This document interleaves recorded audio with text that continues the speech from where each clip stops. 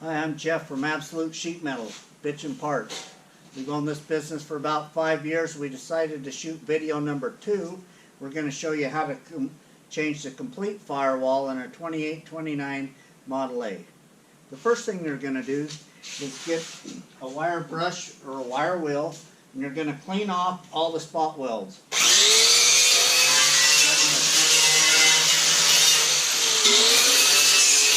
Both sides. Clean them all off nice and clean.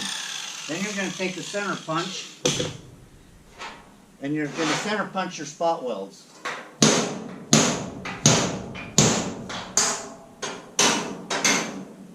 Do both sides. Then you're going to take a drill or a spot weld cutter, your choice, and you're going to drill out the spot welds. We sped it up a little bit for the time. Once you get all your spot welds out, you're going to come down here, and there's 4 rivets. There's 4 on each side of your firewall. You're going to drill out these rivets.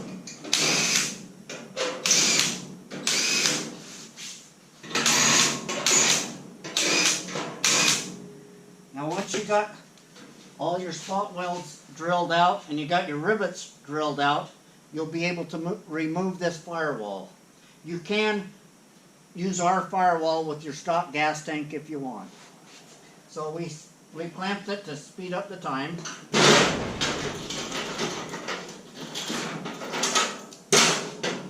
Remove your old firewall. There's some toe plates down here, braces, and you're going to want to remove these, one on each side. So what I did is I cut them out with a die grinder and a blade. So you remove these toe plates that were attached to your rivets on both sides. Okay. There's a piece down here. We cut off 5/8 of an inch because it lets your firewall fit back in and does a nicer job, fits flush. The next thing you're going to do, once you get that all removed, you're going to hammer and dolly your lip so it's all clean. Grind off any excess debris you have from cutting out your spot welds underneath there. Make sure it's nice and clean and smooth. Next thing you're going to do, you're going to take your firewall. It's in 2 pieces. You're going to take the top and the bottom, and you're going to slide the top over the bottom. And you're going to line it up evenly on both sides.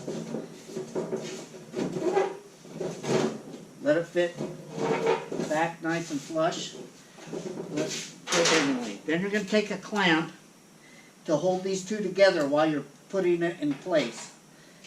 Clamp that together. Now you're going to fit your firewall. So you're going to take your firewall, set it up in here, and you're going to fit it into place.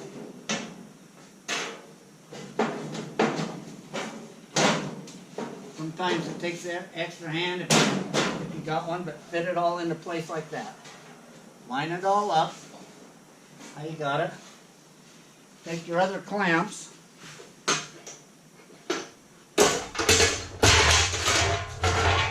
Start in the middle.